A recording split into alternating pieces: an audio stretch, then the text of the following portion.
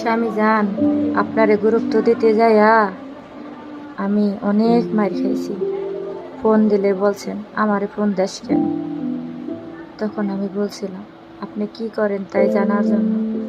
আপনি বলছিলেন আমি কি করে তোর জানাল লাগবো না, তোর জানা দরকারই নেই, এ কথা বলছিলেন। তারপরেও ফোন দিতাম, ফোন দিয়া দিয়ে বিরক্ত করতাম।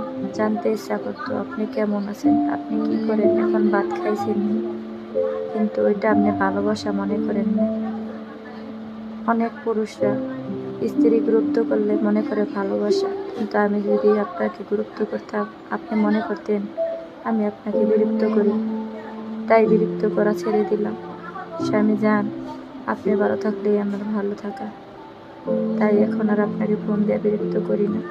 নিজের মনকে বুঝিয়ে নিছি যে সবার স্বামীর মতো আমার স্বামী না, আমার স্বামী অন্যরকম, তাই এখন আর আপনাকে বিরক্ত করি না। আমি পাল্টে গেছি, আর আগের মতো পাবেন না আমাকে, আমি অনেক পাল্টে গেছি।